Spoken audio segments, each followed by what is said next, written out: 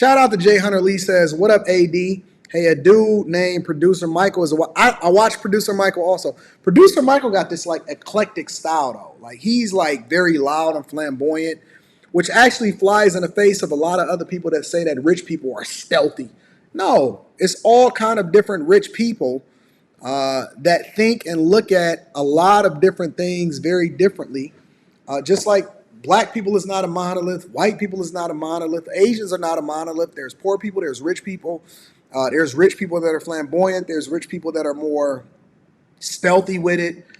It's not a monolith. So that kind of brings me to my point though, right? And that y'all have to stop assuming that you know when you have no experience with it. People are not a monolith. How it is that you operate is all based off of the experiences, the culture, that specific environment, so on and so forth. If I go down to the DMV area or I'm hanging out in Baltimore or whatever, they're going to have a different lingo, they're going to have a different slang. However, they may have the same mindset as me when it comes to looking at things from a business perspective.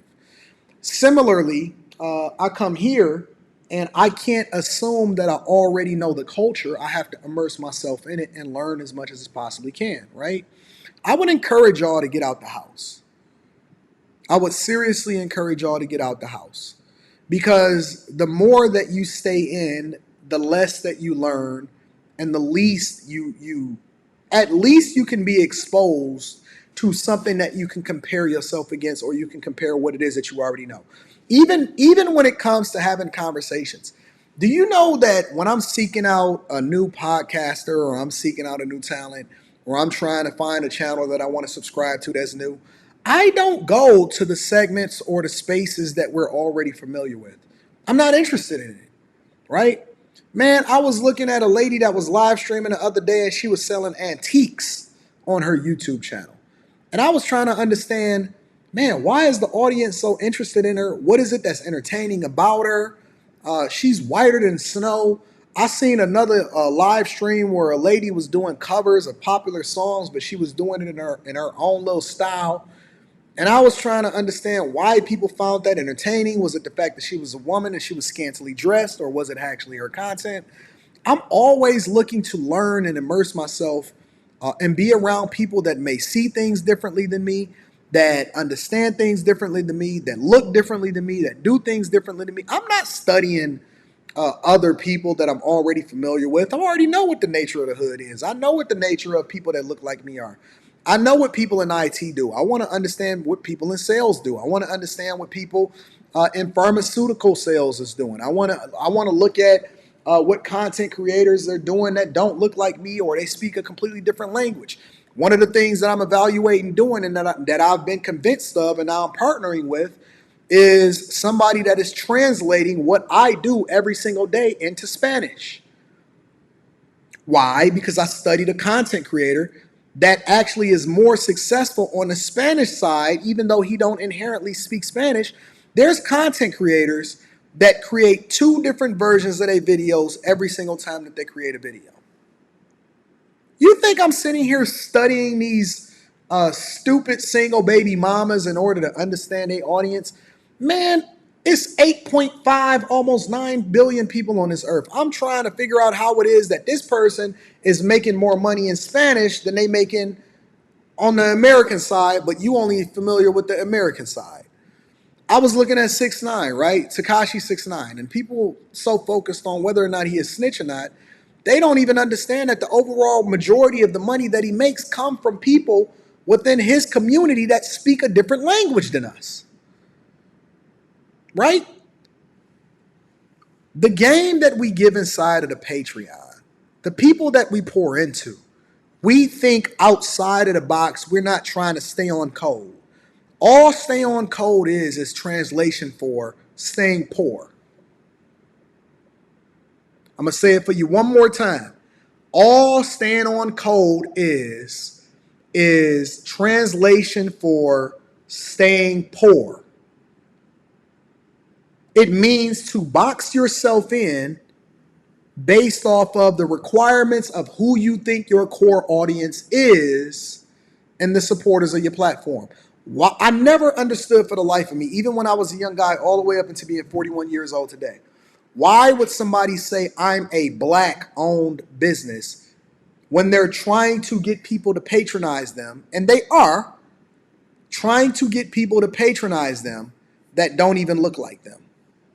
Why would you limit the reach of what it is that you're trying to do from a business perspective to only a certain demographic of people? I don't see that happening with any other community.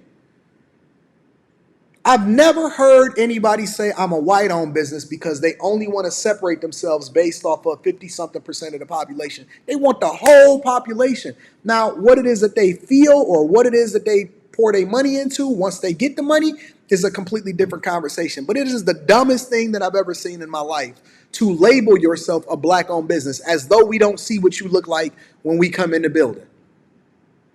All you did was cut off the possibility for somebody to come in and get a great experience to show that they should be patronizing your business based off of your customer service, based off of your good attitude, based off of the product that you give to them. So now, instead of them coming in and saying, because you don't know what somebody else thinks.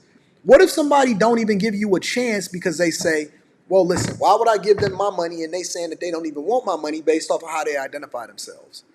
What if somebody cuts you off from a level of information or language or content or creation that you can then lean off of in order to improve what it is that you do in your regular everyday life or in your business based off of what you label yourself as, based off of what you box yourself in as?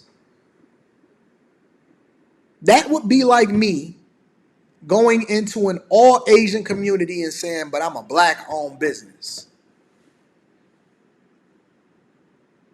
The first thing that they teach you in sales, the first thing that they teach you in technology, the first thing that they teach you in user experience is to understand your audience. Learn your audience. Learn the demographic of people that you're going to be serving. In UX, right, which is user experience, user interface, user experience, and it's what it is that we do as far as designing different applications or different desktop experiences based off of what we want the customer to do. So we're guiding you and we're teaching you how it is that you're supposed to utilize this technology, or we're branching over from old technology into new technology to make this a seamless experience, right? So when you see an update on an application, when you go to an ATM and you see a better experience, when you look at the layout of a restaurant and how people flow in and out, when you see that bottlenecks are now starting to disappear based off of the fact that we don't think that a street light should be here, but instead we should have a turnaround or a roundabout to where we let traffic flow seamlessly depending on what it is that they need and or how busy and how much that they're building in certain communities. User experience is more than just information technology. We just apply it to that one particular thing, right? But the thing that they teach you in user experience is you first learn and understand the demographic in your customers. If I pick up this phone right here, and the reason that we started doing away with hamburger menus is the thing that you see on Amazon. It's the 3 lines at the top of the screen. It's usually in the upper left hand or the right hand corner, right? And Amazon can get away with a hamburger menu because Amazon has a vast or a mass variety of different segments of the business in which they're trying to guide you to. They got home and garden, they got technology, they got books, they got CDs, they got audiobooks, they got all of these different things. So a hamburger menu needs to be contained within the Amazon website based off of what it is that they're serving in their demographic of customer. However, if you look at Instagram and you say, well, wow, why do they have the main navigation at the bottom of the page? Well, it's because when you hold your phone, literally, if you have to reach all the way up into the top of the page, you can't do it with one hand. So it's easier for you to navigate based off of the fact that you have a navigation menu at the bottom. But they didn't just put the navigation menu at the bottom. They use icons or a combination of icons and words that then display where it is that you're supposed to navigate to, and then you inherently just program yourself to look at the pictures and identify that with where it is that you're trying to go inside of the application, right? That's all user experience. But they've developed that, or they've created that based off of understanding the demographic of people that then use their platform. The Facebook experience is much different than the Instagram experience. Well, why is that? Because the users that's on Facebook obviously are older, They're more inherently in tune with how Facebook was when they first got there. And so they're slowly but surely navigating over into a different user experience depending on how it is that they're training their users to use that specific application. And so they understand their demographic. When you then go in and you start serving food in a specific neighborhood, you don't put Ruth Chris in the hood. You understand the neighborhood, you understand the demographic, you understand your customers, and you know that if somebody from the hood want to go and patronize what's going on over there at Ruth Chris, they have to go out of their way to do so. And so how you see things, how you market yourself, how you understand the people that surround you is all based off of getting out of your comfort zone and understanding things from other people's perspectives so that you can then apply it to your own life. If you want to understand how to do marriage successfully, maybe you should look at what it is that people are doing that are doing marriage successfully. Don't just lean to your own understanding. That's literally what the word says. Don't lean to your own understanding. And in everything you do, get understanding. That means learn from the people that then has the insight and the information. I never let anybody box me in. When they said that, Anton, you're supposed to be doing urban exploration, I did that for a moment. I captured that audience and then I moved over into another thing, right? I never let you box me in because I understand that my growth or my superpower is my willingness or my ability to be able to take from different experiences based off of what I learned and put myself in environments that may or may not be uncomfortable, but it certainly comes from people that don't look like me, don't talk like me, or they have a completely different experience that I can then apply to what it is that I'm doing in my own space or in my own businesses. You have to get outside of your comfort zone because the longer that you stay immersed in a space that is not adding value to your life, or if you're only comfortable doing it one way, you will be outdated and you will be outsourced eventually because life is going to move on without you. Technology is going to move on without you.